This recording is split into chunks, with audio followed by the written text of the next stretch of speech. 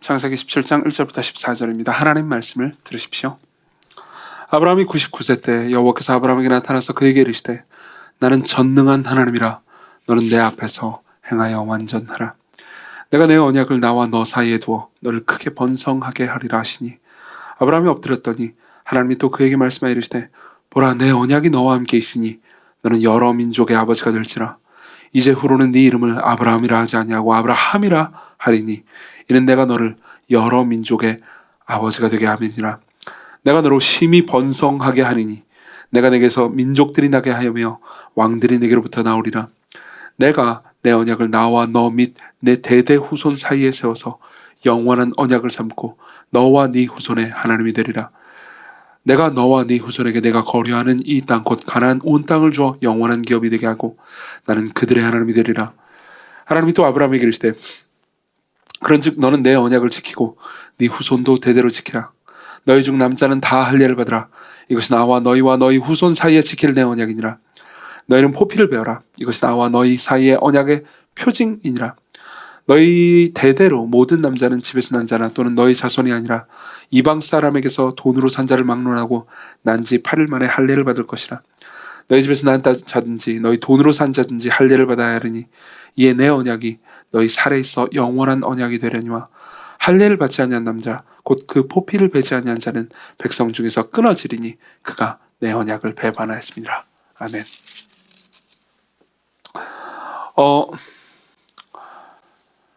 제가 어렸을 때는 이제 저희 고모님이 계셨거든요. 고모님이 이제 저희 아버님의 누님이시죠. 저희 고모님이 이제 미용사셨어요. 그래서 조그마한 미장원을 하고 계셨습니다. 그래서 이제 저 어렸을 때는 제 기억에 이제 아마 초등학교 때까지는 그랬던 것 같아요. 거기 가서 이제 주로 이 머리를 자르고 그랬습니다. 뭐 모르겠습니다. 제가 성남에 살았는데 그 미용실도 성남에 있었거든요. 조금 저희 집에서 거리는 있었지만 그래도 종종 어머님이 저를 데리고 가셔서 거기서 이제 머리를 깎아주셨습니다. 당연히 뭐 모르겠습니다. 제가 돈을 낸 기억은 없지만 어쨌든 간에 돈을 내진 않았을 것 같아요. 예, 저희 어머님이. 근데 머리만 깎고 왔겠습니까? 머리도 깎고 뭐 맛있는 것도 먹고 이야기도 좀 하다 왔죠. 그러니까 이제 저로서는 굉장히 고마웠지 않았겠습니까? 제 그 어린 나이 때도 이제 항상 머리 깎아주시면 감사합니다 했는데 그럼 이제 예뻐해 주셨죠. 그래서 저는 좀 어렸을 때 공수표를 남발하는 아이였거든요. 그래서 막 말도 안 되는 약속 같은 것들을 하고 그랬어요. 뭐 고모 내가 크면 돈 많이 벌어가지고 고모 해외여행 시켜줄게 뭐 이랬어요. 해외여행 그때 당시 귀했어요. 그리고 뭐 고모 내가 크면 뭐 나중에 뭐 아파트 사줄게 말도 안 되는 소리죠 이건. 그런 공수표를 남발하곤 했습니다. 그리고 저는 이제 그때 제가 예상한 것보다는 컸는데 뭐 아파트는커녕 아무것도 줄 수가 없죠. 근데 이제 그때마다 그러니까 말도 안 되는 걸 고모님도 아셨을 거 아닙니까? 그러니까 그냥 웃기만 하셨어요. 이게 그렇습니다. 그러니까 종종 우리가 무언가의 약속을 들을 때 작은 약속이면 좀 믿을만 하잖아요. 제가 뭐 오강을 전사님한테 다음 주에 뭐 순댓국 한 그릇 먹읍시다. 그러면 뭐 그냥 순댓국 진짜 사주겠구나를 믿을 수 있잖아요. 근데 강일 전사님 제가 서울 시내에 아파트 한 채 사드릴게요. 그러면 쟤 뭐야 미친 거 아니야 이렇게 생각할 겁니까? 아닙니까? 그렇죠? 얼마나 당황했으면. 어쨌든 간에 이제 그러고 지냈어요. 이제 우리 그런 것처럼 왜 말이 꼬이죠? 그런 것처럼 이제 우리가 약속을 할 때 그 약속이 너무 커 보이면 사실은 이제 믿기가 어렵죠. 근데 종종 이제 하나님의 약속이 우리한테 그렇게 크게 느껴질 때가 있습니다. 그러니까 그렇게 와닿지 않는 거죠. 그리고 이제 우리가 읽은 이 본문을 보면 하나님께서 약 5번 정도의 말씀을 하시고 이제 아브라함이 딱 2마디 하거든요. 근데 그 이야기를 자세히 살펴보면 이 표현이 좀 불경하긴 하지만 하나님께서 약속을 남발하십니다. 그러니까 엄청나게 약속을 주세요. 그리고 이 약속들이 이제 아브라함한테도 그렇고요. 그리고 우리한테도 그렇게 너무 크기 때문에 작아서가 아니고 너무 크기 때문에 와닿지 않을 수 있습니다. 그래서 이 약속을 우리가 어떻게 받아들여야 하고 우리 약속을 우리가 받아들이고 믿게 하기 위해서 하나님께서 어떤 일을 하시는지에 대해서 배우는 건 중요합니다. 그래서 이제 저는 이 17장 본문 27절까지 다 볼 건데요. 본문을 통해서 처음에는 이제 하나님의 약속이 무엇인지 말씀을 드릴 겁니다. 그리고 그 다음으로는 하나님께서 그 약속을 이제 우리가 믿도록 하시기 위해서 몇 가지 명령을 주세요. 그래서 하나님의 명령을 그 다음으로 볼 겁니다. 그리고 마지막으로 이 약속을 하나님께서 어떻게 성취하시는지에 대해서 하나씩 보도록 하겠습니다. 먼저 하나님의 약속부터 보죠. 1절부터 보시면요. 아브라함이 99세 때 여호와께서 아브라함에게 나타나서 그에게 이르시되 나는 전능한 하나님이라 너는 내 앞에서 행하여 완전하라 라고 말씀하십니다. 하나님께서 스스로를 전능한 하나님이라고 소개하십니다. 그리고 행하여 완전하라 라고 말씀하세요. 근데 이게 99세 때입니다. 근데 여러분들이 바로 윗절 즉 16장 16절을 보시면요. 하갈이 아브라함에게 이스마엘을 낳았을 때 아브라함이 86세라는 것을 알게 됩니다. 그러니까 즉 13년이 지난 거죠. 게다가 이때 이 16장에서도 하나님께서 아브라함을 만나신 게 아니고 하나님께서 하갈을 만나시는 장면이 있잖아요. 그러니까 이제 하나님께서 아브라함을 만난 거는 그 훨씬 전이었습니다. 80세였죠. 거의 19년 만에 하나님께서 아브라함을 찾아오신 거죠. 물론 그렇다고 해서 아브라함이 그동안 신앙을 잃은 것은 아니었습니다. 하나님을 신실하게 믿었고요. 그리고 제단을 쌓고 예배도 드렸고요. 그리고 하나님을 계속 찾았겠죠. 근데 하나님께서 그 임재로 아브라함을 찾아오신 것은 사실 19년 만인 겁니다. 우리도 여러분들 중에서도 그런 분들이 계실 겁니다. 많이.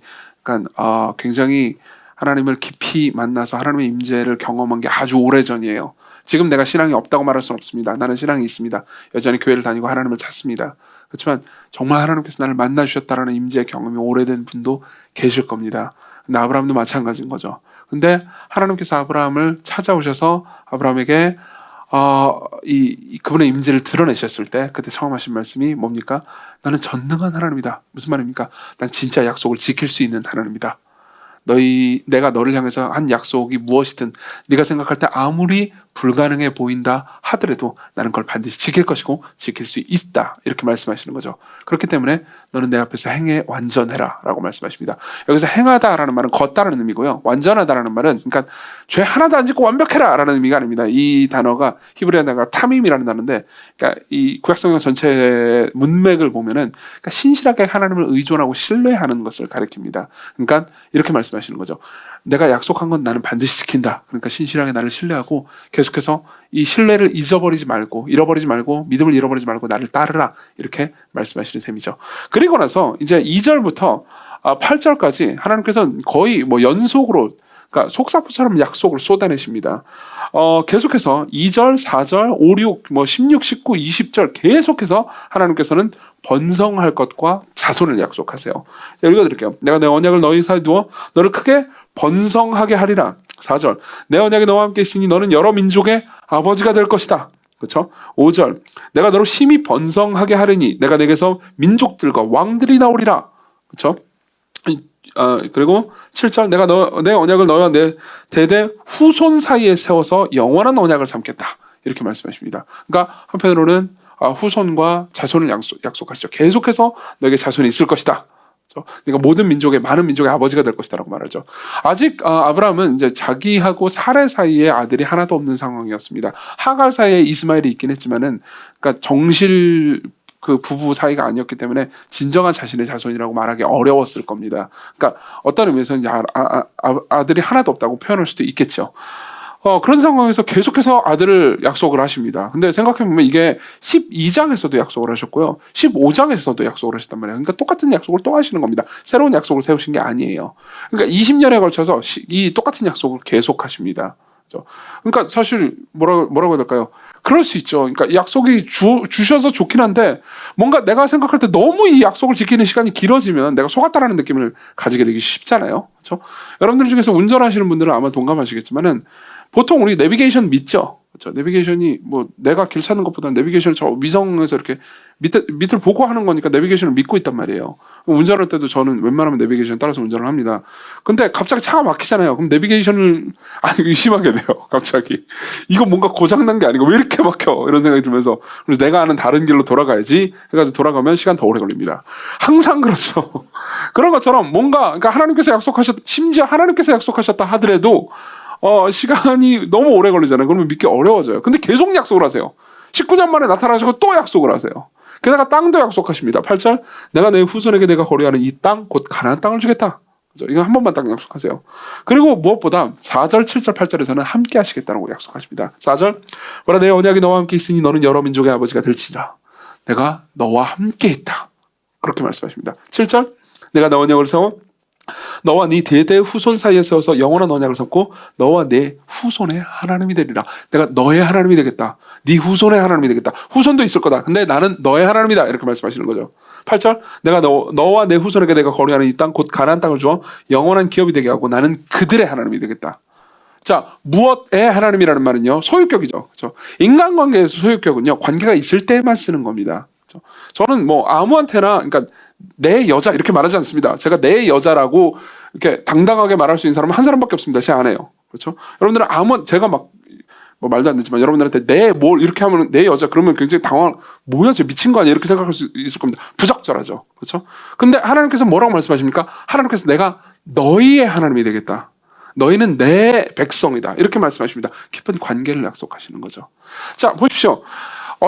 언약은요, 이 하나님께서 하시는 이 약속은요, 그러니까 번성하겠다라는 것과 자손을 약속하십니다. 그리고 땅을 약속하시고요, 계속해서 함께 하시는 관계를 유지하시겠다고 약속을 합니다. 이제 이 이야기가 쭉 14절까지 이어집니다. 14절까지 이어지고 나서 아브라함은 아마도 이렇게 생각했던 것 같습니다. 그러니까 하나님께서 내가 처음 부르심을 받을 때, 그리고 그 다음에 이제 우리 15장 봤잖아요. 이 쪼갠 고기 사이로 횃불이 지나가는 언약을 이미 우리 보았죠. 그렇죠? 그때 약속하실 그때 하늘의 별과 같이 바다의 모래와 같이 내게 자손을 주겠다고 한 약속을 지금도 또 하시는구나 라고 생각했을 겁니다. 아마 15장에서 느꼈던 이제 아브라함이 80세 때 느꼈던 그 감동에 비해서는 훨씬 더 이렇게 잦아들었을 겁니다. 감동이. 그냥 또 약속하시는구나. 근데 뭐 벌써 나는 100세가 다 됐는 걸 이렇게 생각했겠죠.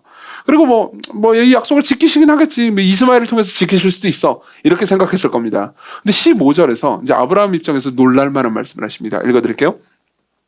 하나님이 또 아브라함에게 이르시되 네 아내 사레는 이름을 사레라 하지 말고 사라라라. 내가 그에게 복을 주어 그녀가요. 사레가 내게 아들을 낳아주게 하려며 내가 그에게 복을 주어 그를 여러 민족의 어머니가 되게 하리니 민족의 여러 왕이 그에게서 나리라.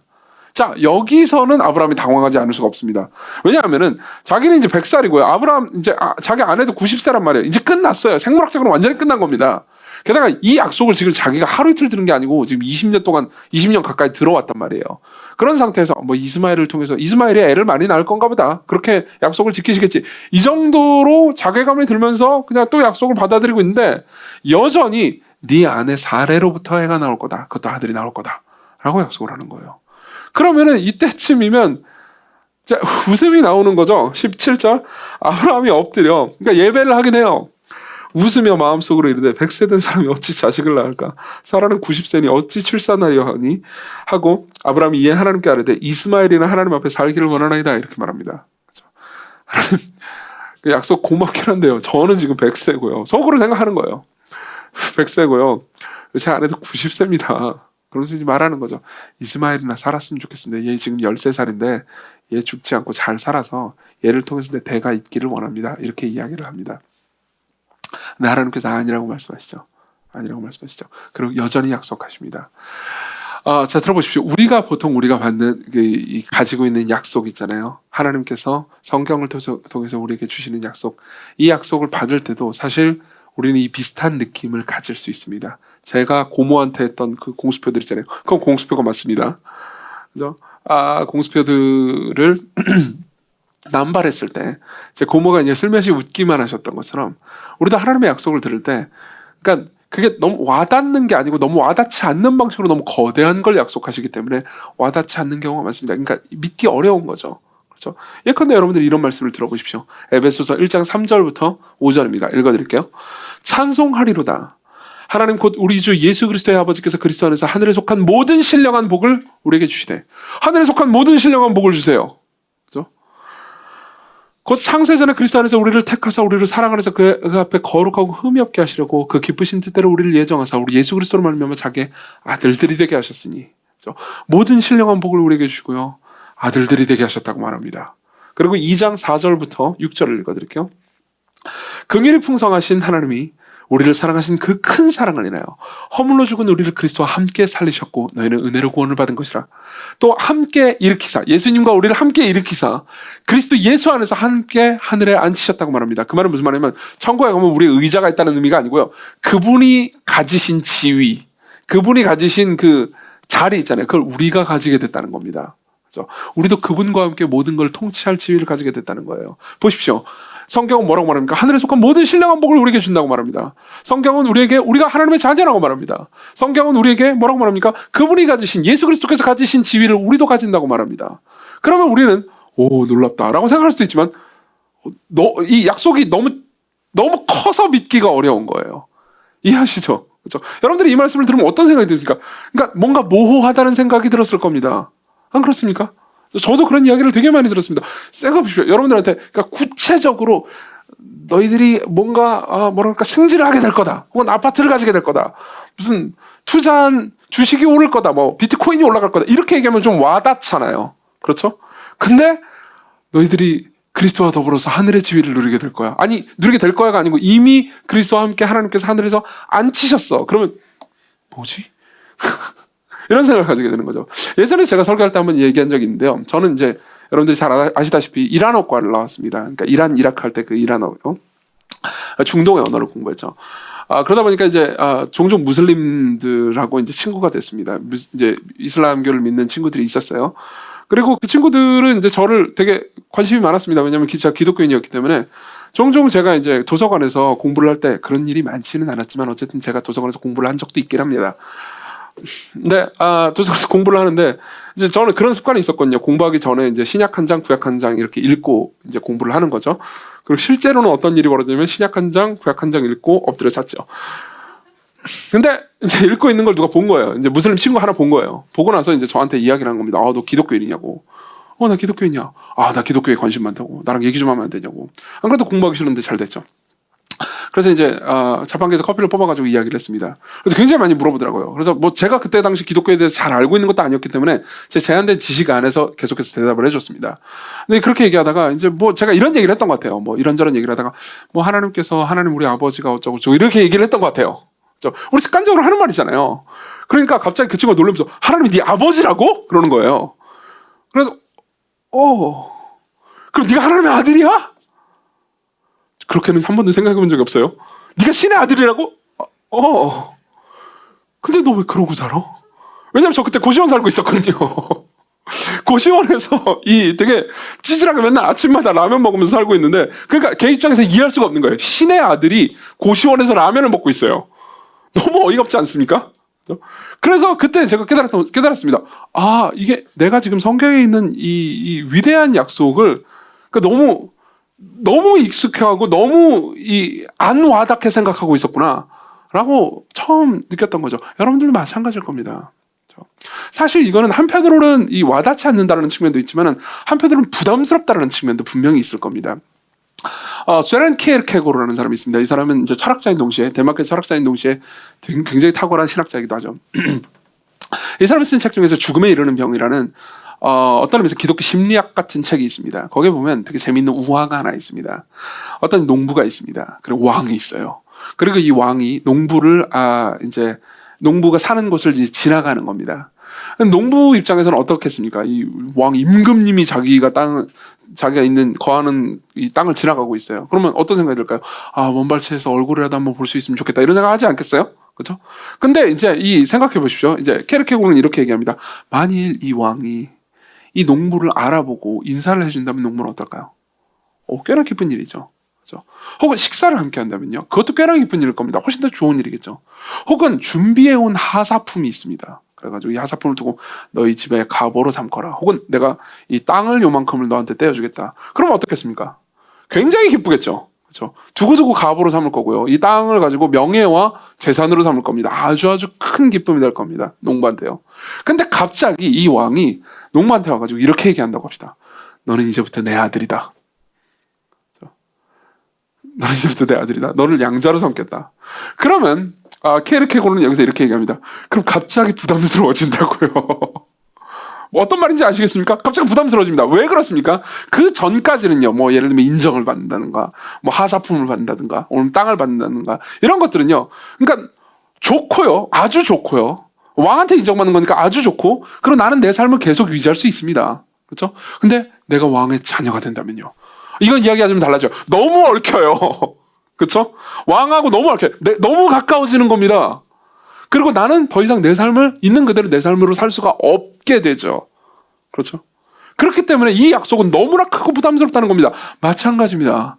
아까 제가 에베소서 말씀 몇 가지를 읽어드렸지만 이 말씀들이 우리한테는 그러니까 한편으로는 너무 크고 높아가지고 와닿지 않을 수 있지만 한편으로는 갑자기 너무 내 삶에 훅 들어오는 겁니다. 너무 부담스럽습니다. 다시 말하면 약속이 작아서가 아니고 약속이 너무 커서 믿기 어려운 거죠. 아브라함도 똑같은 심정이었을 겁니다.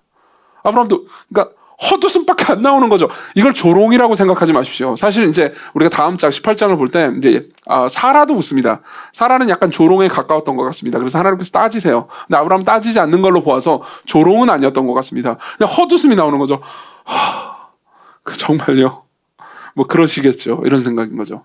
실제로 우리도 그렇습니다. 제가 여러분들을 복음으로 위로할 때 종종 뭐 하나님께서 여러분들과 함께 하신다거나 여러분들이 영원한 지위를 가지고 있다라는 약속을 근거로 여러분들을 위로할 때가 있습니다. 그러면은 이제 그게 잘 먹혀 들어갈 때가 있어요. 그래서 와 진짜 감사합니다라고 얘기할 때가 있고요. 정신승리 같아요. 제가 제일 많이 듣는 얘기 중에 하나가 정신승리예요. 정신승리 같아요. 와닿지 않아요. 이 얘기를 계속 들었습니다. 이해합니다. 그렇죠? 왜요? 약속이 너무 크기 때문이죠. 그리고 그 약속을 받아들이기에는 어떻습니까? 여러분들의 삶을 너무 깊이 파고 들어갑니다. 이게 하나님의 약속의 특징입니다. 두 번째로 넘어가죠. 하나님의 명령으로 넘어갑니다. 자, 그러면 이렇게 믿기 어려운 약속 앞에서 하나님께서는 아브라함을 향해서 무엇을 명령하십니까? 세 가지를 명령하십니다. 첫 번째로는 하나님께서 언약을 지키라고 말씀하십니다. 9절 하나님이 또 아브라함에게 이르시되 그런즉 너는 내 언약을 지키고 네 후손도 대대로 이 언약을 지켜라. 자, 언약을 지킨다라는 말은 무슨 의미일까요? 이건 사실 그렇게 쉽지는 않습니다. 이 말은 이런 식으로 우리가 보통 오해합니다. 하나님께서 이런저런 명령들을 하시는데 이런저런 명령들을 잘 지키고 행해서 하나님 앞에 무슨 반정받을 만한 공로를 쌓으라 라는 식으로 보통 이해를 합니다. 근데 성경에 나오는 언약을 지키라는 말은 그런 의미가 아닙니다.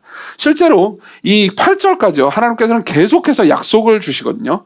근데 약속들을 자세히 보면 이런 구조를 가지고 있습니다. 히브리어로 보면 더 명료한데요. 그러니까 내가 뭘 하겠다. 내가 뭘 하겠다. 내가 하리니. 이런 구조로 계속되어 있습니다. 2절 내가 번성하게 하리라. 5절 내가 너를 여러 민족의 아버지가 되게 함이라. 6절 내가 너로 심히 번성하게 하리니 내가 네게서 민족들이 나게 하겠다. 7절 내가 내 언약을 나와 너와 및 대대 후손 사이에 세워서. 8절 내가 너와 내 후손에서 내가 거류하는 이 땅 곧 가나안 온 땅을 주어. 계속 뭡니까? 내가 뭘 하겠다. 내가 뭘 하겠다. 계속해서 반복됩니다.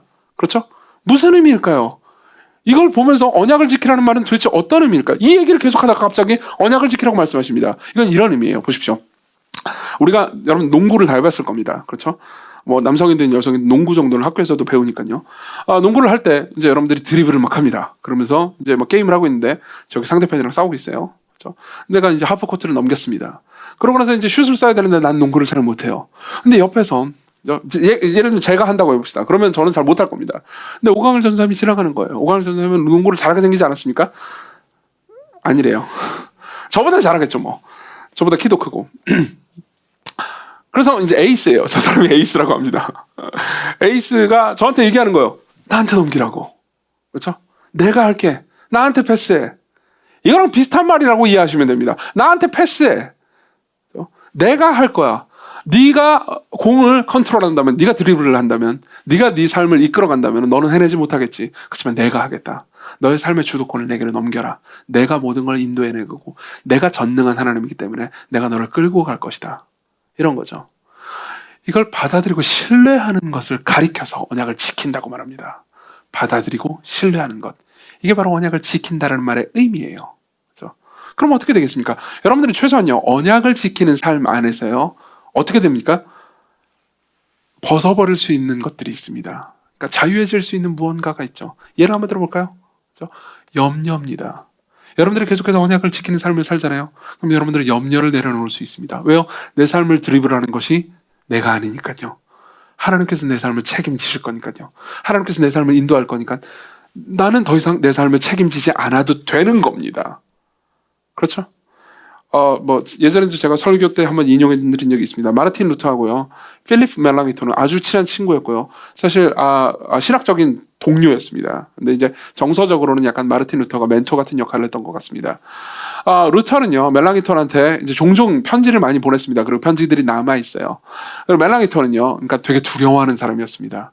툭하면은 자신이 죽을지도 모른다라는 것, 그리고 자신이 루터와 함께하고 있는 이 개신교 운동이 언제 망할지도 모른다라는 것, 자신이 거대한 핍박을 받을지도 모른다라는 것 때문에 되게 두려워하는 것을 이제 많이 표출했죠. 그때마다 루터가 멜랑이톤한테 했던 말이 있습니다. 멜랑이톤이 멜랑이톤을 다스리는 걸 그만해. 하나님께서 너를 다스리게 하시라고. 어떤 건지 이해되십니까? 이게 언약을 지키는 것의 의미입니다. 여러분들이 여러분들의 삶을 다스리는 걸 그만두십시오. 하나님께서 여러분들의 삶을 드리블하게 하십시오. 하나님께서 여러분들을 이끌어가게 하십시오. 그 표징이 뭡니까? 염려를 내려놓는 거예요. 두려움을 내려놓는 거죠. 분노를 내려놓는 겁니다. 하나님께서 여러분들의 삶을 돌보시더군요. 이게 하나님께서 명령하신 겁니다. 언약을 지켜라. 두 번째는요, 할례를 받으라고 말씀하십니다. 할례를 받으라고요. 10절부터 14절을 읽어드릴게요. 너희 중 남자는 다 할례를 받으라. 이것이 나와 너희와 너희 후손 사이에 지킬 내 언약이라. 너희는 포피를 베어라. 이것이 나와 너희 사이의 언약의 표징이니라. 너희 대대로 모든 남자는 집에서 난 자나 또는 너희 자손이 아니라 이방 사람에게서 돈으로 산 자를 막론하고 난지 8일 만에 할례를 받을 것이라.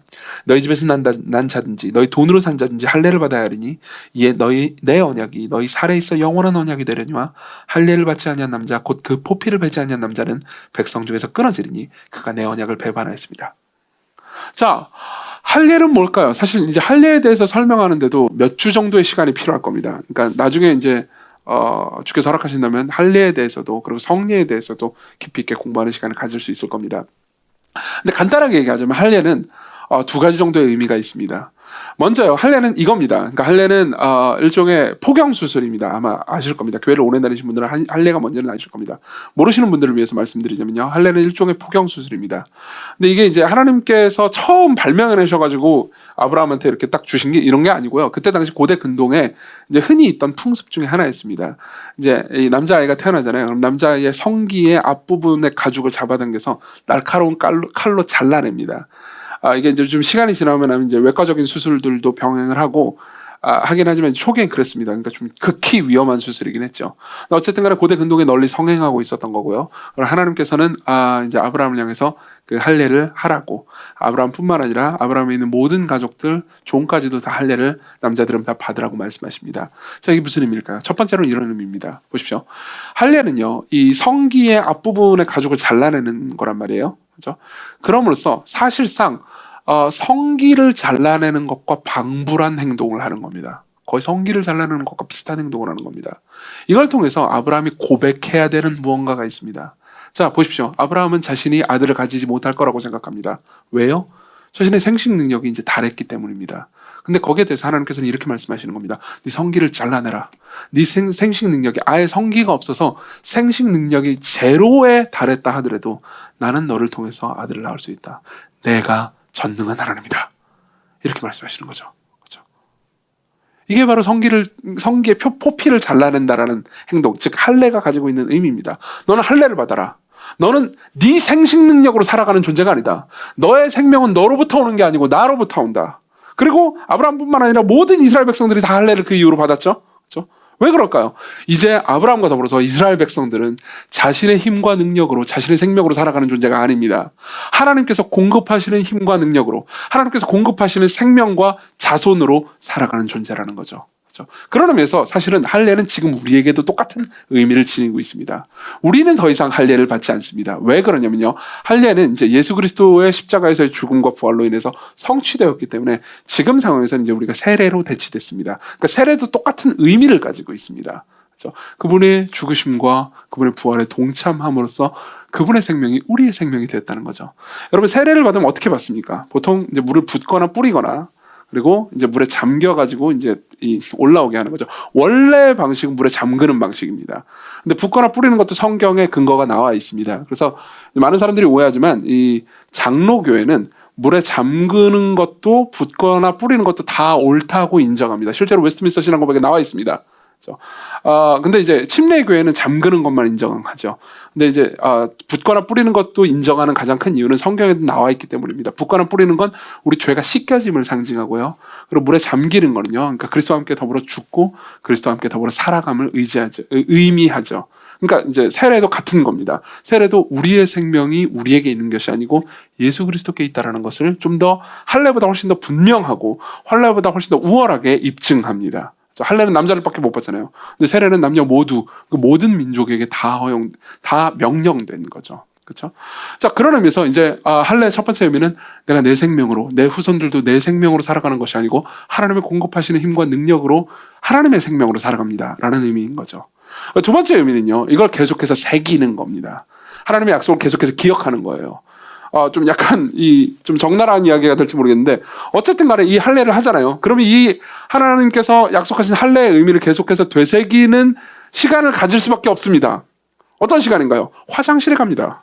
그죠? 화장실에 가면요, 확인을 하죠. 그죠? 하나님의 약속을요. 그죠? 뭐 화장실에도 몇 번씩 가잖아요. 그럼으로써 내 몸에 새겨진 약속을 보는 겁니다. 그래서 하나님께서 계속해서 내가 너에게 약속했고 너와 함께하고 있고 그리고 내가 너에게 생명을 줄 거야 라는 것을 생각하게 하는 겁니다. 그러면서 일종의 문신의 역할을 하는 거기도 하죠. 모든 문신이 대부분의 문신은 미용을 위해서 합니다. 요즘 같은 경우에는. 그죠? 근데 미용만을 위해서 하지는 않습니다. 어떤 사람들은 그러니까 자신이 가지고 있는 신념, 자신의 생각들을 몸에 새겨 넣음으로써 확인하려고 하기도 합니다. 예컨대 여러분들 지드래곤 같은 사람, 유명한 연예인이죠. 지드래곤 같은 사람은 문신이 많더라고요. 근데 그분이 한 문신 중에서 이 팔에 생긴 문신이 있습니다. 비타 돌세 모데라타오라는 이 말인데 라틴어입니다. 이게 무슨 의미냐면 달콤하고 느긋한 삶 이런 의미인 거죠. 한국말로 번역해 보자면, 그러니까 그게 그분의 뭐라고 해야 될까요? 좌우명 이런 거겠죠, 그렇죠? 그러니까 나름 자기가 계속해서 새기고 머리에 기억하고 싶은 무언가일 겁니다. 할례도 똑같은 역할을 하는 겁니다. 사실 세례도 똑같은 역할을 하는 거죠. 세례뿐만 아닙니다. 이제 신약 시대의 성례는 세례뿐만 아니라 성찬인데, 우리 교회 요즘 원래 우리 교회는 성찬을 매주 하는 교회였는데 이 역병 때문에 성찬을 못 하고 있죠. 성찬도 어떻게 하죠? 빵을 찢습니다. 실제로 우리가 성찬하는 걸 본 분들은 기억하실 겁니다. 제가 빵을 들어서 찢는 걸 여러분들에게 보여줍니다. 그리고 잔을 들어서 따르는 걸 여러분들에게 보여줍니다. 그걸 통해서 뭘 상징하죠? 그리스도께서 십자가에서 살을 찢으셨다는 것, 자신의 몸이 쪼개지셨다는 것, 그리고 그분이 피를 흘리셨다는 것을 말해줌으로써, 눈으로 봄으로써요, 거기에 참여함으로써 계속해서 생각하는 거죠. 그리스도께서 나를 위해서 하신 일을 생각하는 겁니다. 그렇죠? 이게 두 번째, 하나님께서 할례를 통해서 아브라함한테 명령하신 내용입니다. 너는 기억해라. 계속해서 생각해라. 그리고 나서 세 번째로 이름을 바꾸십니다. 5절. 이제후로는 네 이름을 아브라함이라 하지 아니하고 아브라함이라 하리니 이는 내가 너를 여러 민족의 아버지가 되게 함이니라. 15절. 하나님께서 또 아브라함에게 이르시되 네 안에 사레는 이름을 사레라 하지 말고 사라라 하라. 아브라함은 무슨 뜻입니까? 아브라함은 존귀한 아버지라는 뜻입니다. 학자들마다 의견은 좀 다르지만 아버지라는 이름이 그 안에 있다는 것은 부인하지 않습니다. 아브라함은요, 열국의 많은 민족의 아버지라는 뜻입니다. 사레와 사라는, 그러니까 똑같이 프린세스라는 뜻이긴 한데, 그러니까 여기도 사라라는 말도 결국은 이제 많은 민족의 어머니라는 의미를 함축하고 있습니다. 그리고 이건 되게 당황스러울 만한 일이었습니다. 아브라함한테요. 왜 그럴까요? 자, 보십시오. 성경은요, 종종 하나님께서 이름을 바꾸시는 장면이 나옵니다. 되게 많이 나와요. 근데 하나의 예를 더 들으시면요, 예수님께서 시몬의 이름을 베드로로 바꾸신 겁니다. 그렇죠? 베드로는 무슨 뜻이죠? 반석이라는 뜻입니다. 든든한 반석. 게바라고도 하죠. 게바는 아람어고 베드로는 헬라어입니다. 똑같은 의미예요. 자, 이런 것들은 어떤 의미가 있을까요? 일단은 당사자들한테는 되게 당혹스러운 이름입니다. 생각해 보십시오. 아브라함의 이름은 원래 변하기 전의 이름, 존귀한 아버지라는 이름이었습니다. 아브람. 그렇죠? 근데 이 사람의 아들이 몇 명이에요? 물론 이스마엘이 있긴 하지만 정식 아들은 아니니까 0명이라고 봐야 됩니다. 근데 이름이 아들이 없는데 이름이 아버지예요. 그게 본인한테는 상당히 부담스러울 만한 일이 아니겠어요? 그렇죠? 생각해보면 우리도 종종 그런 것들을 겪습니다. 예컨대 저는 이름이 이정규인데 제가 이정규인데 비정규직이라고 합시다. 그럼 약간 뭐라고 해야 될까, 좀 그렇지 않아요? 이게 와닿지 않으시면 제 이름이 예컨대 제 이름이 원빈이었다고 합시다. 그러면 저한테는 장동건이나, 그럼 저한테 굉장히 당혹스러울 겁니다. 안녕하세요, 장동건 씨. 저는 얼굴을 가리고 다닐 것 같아요. 그렇죠? 그러니까 뭔가 안 맞습니다. 그리고 어느 날 아브라함이 사람들한테 이름을 바꾼다고 합니다. 그렇죠? 그럼 사람들이 이렇게 생각해요. 맞아, 그 이름 좀 바꿨어야 했어. 이름이 아버지가 뭐야, 아버지. 아들이 하나도 없는데 다른 멋있는 이름으로 좀 바꾸지. 족장 이런 거 괜찮잖아. 그러면서 뭘로 이름을 바꾼대요? 아브라함이요. 뭐? 열국의 아버지? 아들 하나도 없는데? 얼마나 당황스러울 만한 일이겠습니까? 사실 베드로에게도 그건 마찬가지였을 겁니다. 베드로는요, 여러분들이 사복음서를 보면 알겠지만 계속해서 흔들리는 사람입니다. 아주 감정적인 사람이에요. 배신하기도 했다가 막 열정을 부리기도 했다가 그렇습니다. 근데 이름이 뭐예요? 반석이에요. 그렇죠? 여러분, 굉장히 중요한 진리입니다. 이거는요. 하나님께서는요, 먼저 그 존재를 규정하시고 그러고 나서 그 존재가 그렇게 되도록 만드십니다. 그 반대가 아니에요. 여러분, 이것이 기독교와 기독교가 아닌 종교의 가장 중요한 차이점입니다. 여기 계신 분들 중에서 기독교인이 아닌 분들이라면 여기서 여러분들이 기독교를 배울 수 있을 겁니다. 다른 모든 종교는요, 그런 행동을 해야 그 사람처럼 여겨줍니다. 그렇지만 기독교는요, 먼저 그 사람을 그렇게 사는 사람이라고, 그런 사람이라고 존재를 규정해놓고 그 다음에 그렇게 살도록 하죠. 예를 한번 들어보죠. 우리도 똑같이 이름이 바뀐 것이 있습니다. 뭔지 아십니까? 여러분들을 향해서 하나님께서는 성도라고 부르십니다. 그렇죠? 우리는 보통 성도라는 걸요, 이 명칭을 안 친한 사람들끼리 쓰는 명칭으로 써먹습니다. 예컨대 제가 김지영 성도님 그러면 어떻습니까? 그렇죠? 쟤네들은 안 친하구나 이런 느낌이잖아요. 제가 지영아 그래야 친한 느낌이잖아요. 근데 생각하면 하나님께서 우리를 성도로 부르시는 것은 굉장히 놀랍습니다. 왜냐하면 성도라는 말을 성도 그래가지고 우리한테 너무 익숙해져가지고 그렇긴 하지만 성도가 영어로 뭐죠? 세인트예요. 세인트를 한국말로 보통 뭐로 번역하죠? 성자요. 김명현 성자님. 벌써 부담스럽죠? 이주연 성자님. 듣기 싫을 겁니다. 그렇죠? 근데 하나님께서는 우리를 성자로 부르십니다. 거룩한 사람이요. 그리스도인이라고 부르십니다. 그리스도와 연합된 사람이요. 형제라고 부르십니다. 이 형제라는 말이 무슨 말인지 아세요? 우리 보통 형제 자매를 이런 식으로 생각합니다. 제가 오강일 전사님한테 강일 형제님 이렇게 얘기하면 둘이 브라더 후드가 있나 보다 이런 식으로 생각하기 쉽습니다. 교회가 가족이니까 서로 형제 자매라고 부르나 보다 이렇게 생각할 수 있죠. 근데 실제로 하나님께서 우리를 형제 혹은 자매라고 부르실 때는 무슨 의미냐면요, 그리스도와 더불어 형제라는 의미입니다. 그분이 우리의 맏형이세요. 그죠? 제가 김명현 자매님라고 부르면요, 그리스도와 더불어 자매라는 의미입니다. 그리스도께서 내 동생이라고 여기십니다. 여러분들을요. 그죠? 굉장히 놀라운 명칭들 아닙니까? 하나님께서 우리를 이름으로 부르시는 것이 다 이런 것들입니다. 하나님께서 우리를 거룩한 죄송합니다. 하나님께서 우리를 거룩한 자라고 먼저 명명하십니다. 너희들은 성자들이다. 그리고 성자처럼 살도록 하시죠. 성자처럼 살아야 성자라고 부르시는 게 아닙니다. 이게 기독교와 다른 종교들의 차이점입니다. 기독교는 여러분들을 먼저 정체성을 규정합니다. 그리고 그 정체성이 합당하다고 말합니다. 여러분들이 의롭게 살아야 의인이라고 부르시는 것이 아니고 의인이라고 먼저 여기시고 그 다음 의롭게 살라고 하십니다. 여러분들이 아름다운 삶을 살아야 여러분들을 아름답다고 말씀하시는 게 아니고 여러분들을 먼저 아름답다고 여기시고 그 다음 아름답게 변화시켜 가십니다. 여러분들을 거룩하게 변화시켜 가십니다. 먼저 거룩한 자라고 명명하시고요. 이게 기독교의 본질이에요. 그리고 하나님께서 아브라함에게 하신 일이 그거였습니다. 너는 내 능력으로 복을 받는 열국의 아버지가 될 것이다. 열국의 어머니가 될 것이다. 사라야. 먼저 그렇게 규정한다. 그리고 네가 그렇게 될 것이다. 그러면요, 이 세 가지는요, 하나님께서 명령하신 이 언약을 지키라는 것과 할례를 받으라는 것과 이름을 바꾼 거는요, 공통점이 있습니다. 뭡니까? 다 복음을 생각하도록 하는 거죠. 복음을 기억하도록 하는 겁니다. 하나님께서 아브라함을 위해서 하실 일, 하나님께서 아브라함을 위해서 이미 하신 일들을 계속해서 떠올리고 생각하게 만드는 거죠. 이게 바로요, 성례의 역할입니다. 예배의 역할입니다. 여러분들이 예배를 왜 오셨습니까? 여러분은 어떤 이유로 예배를 오셨습니까? 여러분들 중에 어떤 분들은 이런 식으로 생각하는 분들도 계실 겁니다.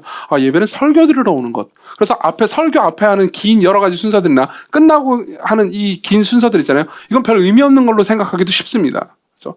혹은 어떤 분들은 예배는 찬양이라고 생각할 수도 있습니다. 그래서 예전에 제가 좋아했던 찬양 집회 때는요, 그러니까 앞에 찬양이 메인이었어요. 그래서 1시간 넘게 찬양을 하면 이제 어떤 분이 와가지고 설교할 때는 막 그 사람들이 빠져나가곤 했습니다. 저도 빠져나간 적이 있습니다. 지금 와서 보니까 창피한데요. 어쨌든 간에 근데 예배는 그런 것들이 아닙니다. 예배는 어떤 지식을 배우는 시간도 아니고요. 그렇죠? 그냥 내가 마치 노래방처럼 찬양을 막 이렇게 가슴 터지게 부름으로써 기뻐하는 시간도 아닙니다. 예배는요, 이겁니다. 하나님께서, 물론 예배의 여러 목적들 중에 하나일 뿐이지만 아주 중요한 목적입니다. 하나님께서 아들 예수 그리스도를 통해서 우리를 위해서 하신 일들 있잖아요. 그 일들을 계속 듣는 거죠. 계속 상기시키는 겁니다. 그렇기 때문에 예배의 가장 중요한 목적은요, 교육도 훈계도 아닙니다. 물론 설교를 여러분들이 들을 때 교육을 받습니다. 새로운 내용을 들어요. 또 훈계를 받기도 합니다. 어떻게 사십시오라는 말을 듣기도 합니다. 그렇죠? 그렇지만 그건 가장 중요한 목적이 아니에요. 우리 교회 몇 주 혹은 몇 년, 몇 달을 다니신 분들이라면 설교를 끝날 때쯤 보통, 오늘도 마찬가지겠지만요, 보통 비슷한 이야기로 끝난다는 걸 알게 될 겁니다. 예수 그리스도와 그분이 하신 일이요, 하나님께서 예수 그리스도 안에서 우리를 위해서 어떤 일을 하셨는지를 듣게 될 겁니다. 우리는 그걸 복음이라고 부르죠. 그렇죠? 자, 우리는 보통 복음을 듣습니다. 그리고 여러분들이 이런 생각을 하죠. 맨날 똑같은 얘기를 듣는군. 물론 저는 그 맨날 듣는 똑같은 이야기를 좀 더 신선하고 다르게 들릴 수 있도록 성경 본문을 여러분들에게 설교함으로써 다르게, 그러니까 깊이 있게 들리도록 노력하고 있습니다. 복음의 방대함과 풍성함을 말해주려고 하고 있습니다. 그리고 성경이 그걸 담고 있기 때문에 능히 그걸 알 수 있을 겁니다. 그럼에도 불구하고 결국은 우리는 똑같은 이야기를 듣습니다. 왜요? 왜 그럴까요? 팀 체스터라는 목회자는 여기에 대해서 이렇게 얘기해 줍니다. 들어보십시오. 대다수 회중은 이미 설교문에 담긴 진리를 대개는 다 알고 있다. 여러분들 중에서 저 예화 옛날에 써먹었던 건데 알고 있을 거예요. 그렇죠? 설교를 단지 하나의 교육 과정으로만 생각한다면 설교를 들을 때마다 뭔가 새로운 것을 추구하게 될 텐데, 이는 우리가 가기엔 위험한 길이다. 그보다 우리는 그리스도의 음성을 듣고 그리스도의 임재를 접할 필요가 있는 사람들로서 말씀이 설교되는 곳으로 나아간다. 우리는 재다짐의 말 혹은 도전을 주는 말을 그리스도께로부터 들을 필요가 있다. 결혼기념일에 아내가 원하는 건 새로운 정보가 아니다. 아내는 남편의 사랑이 여전히 지속되고 있음을 재다짐받고 싶어한다. 그렇죠? 물론 여러분들 중에서는 저 인용문도 언제 들어본 적이 있는 것 같아 라고 생각할 수도 있습니다. 그렇지만 이걸 다시 한번 생각해 보십시오. 여러분들 왜 예배에 참석했습니까? 예배는 도대체 여러분들에게 뭘 해주는 것입니까? 여러분들이 결혼을 했다고 합시다. 결혼 한 분도 계시고 안 한 분도 계시지만, 그렇죠?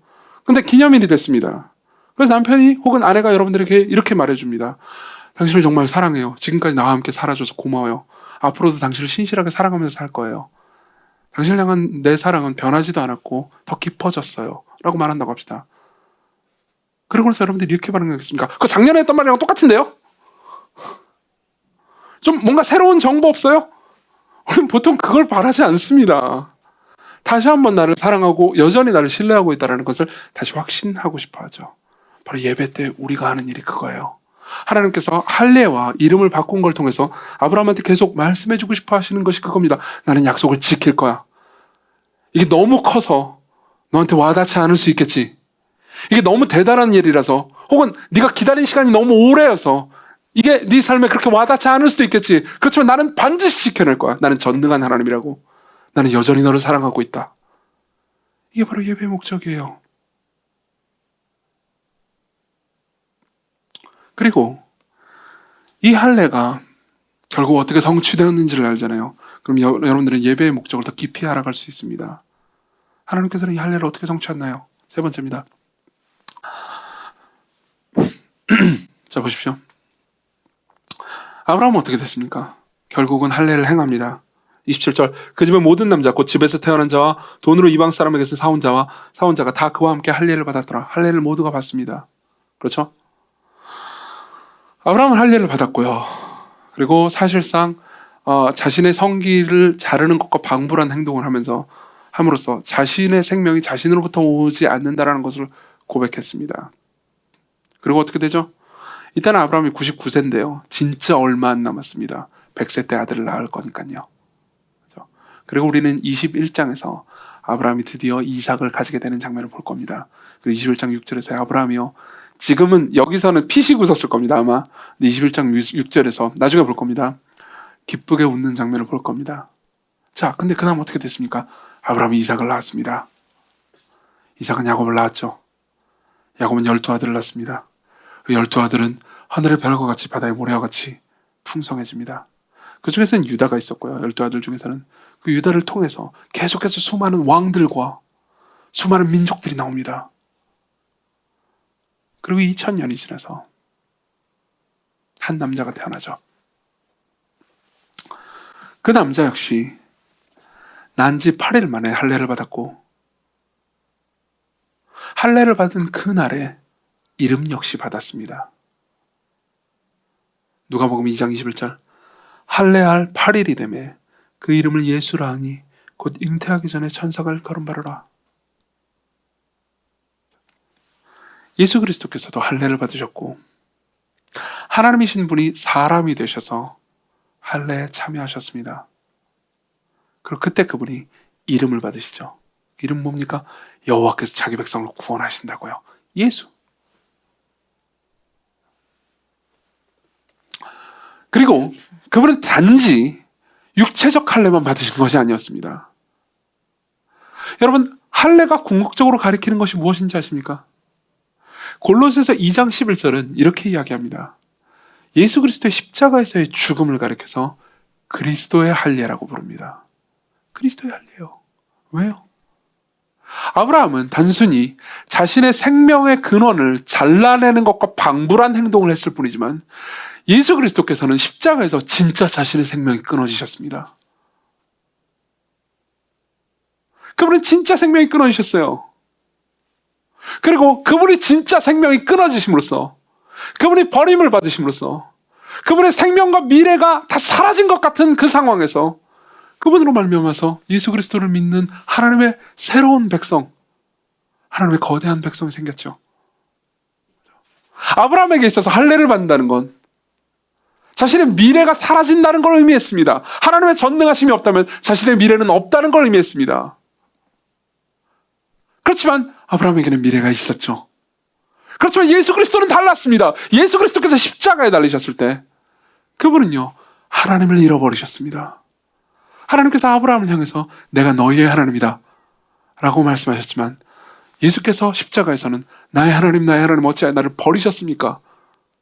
라고 말씀하실 수밖에 없었습니다. 그리스도로 말미암아서 이 할례가 가리키는 약속이 성취됐고요. 그리고 할례는 폐지됐습니다. 더 이상 그분이 성취하셨기 때문에 더 이상 행할 필요가 없었거든요. 그리고 세례로 대치됐죠. 자, 그리고 나서 우리가 생각합니다. 자, 처음 이야기로 돌아보죠. 우리는 성경이 말하는 약속들이 너무나 거대하고 그리고 종종 와닿지 않기 때문에 이걸 어떻게 믿을 수 있는지 고민합니다. 그렇죠? 그리고 이 문제에 있어서 이걸 어떻게 받아들여야 하는지 고민합니다. 이걸 여러분들 마음 가운데 깊은 감동으로 와닿게 하시는 분이 계신데 성령 하나님이십니다. 그분이 여러분들 안에 하실 겁니다. 그렇지만 복음을 통해서 하시겠죠. 제가 여러분들에게 드리고 싶은 복음이 있습니다. 제가 여러분들에게 말씀드리고 싶은 것이 있습니다. 아까 제가 이런 말씀드렸습니다. 할례는요, 하나님께서 자신을 향한 약속을 계속해서 새기는 거라고, 마치 문신을 새기듯 계속해서 기억하는 거라고요.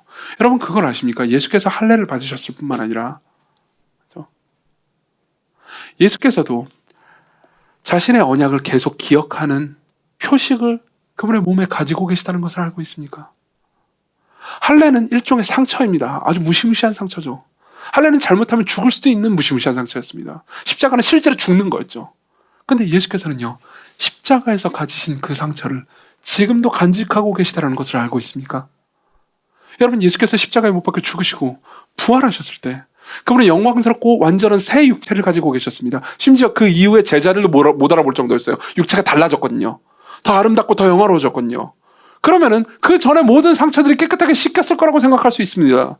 근데 실제로 예수께서는요, 부활하시고 나서 옆구리와 손과 발에 상처를 계속 가지고 계셨습니다.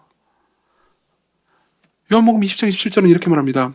의심 많은 도마에게, 사실 이 도마를 자세히 보면요, 우리랑 의심이 비슷합니다. 그러니까 그 사람만 의심하는 게 아니고 우리도 똑같아요. 근데 어쨌든 간에 의심 많은 도마에게 예수께서 이렇게 말씀하십니다. 네 손가락을 이리 내밀어 내 손을 보고 네 손을 내밀어 내 옆구리에 넣어보라. 그래야 믿음 없는 자가 되지 말고 믿는 자가 되라. 엠마오로 가는 두 제자한테도 예수께서 이렇게 말씀하신 적이 있습니다. 내 손과 발을 보고, 왜요? 손과 발은 상처가 있으니까요. 나인 줄 알라. 누가복음 24장 39절.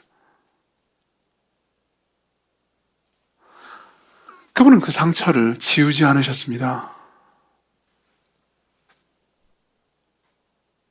그분은 지금도 그 상처를 가지고 계십니다.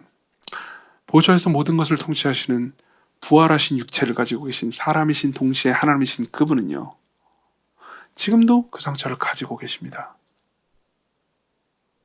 데이빗 매티스라는 신학자는 그분이 지금도 상처를 가지고 계신 것에 대해서 이런 이야기를 쓴 적이 있습니다. 들어보십시오.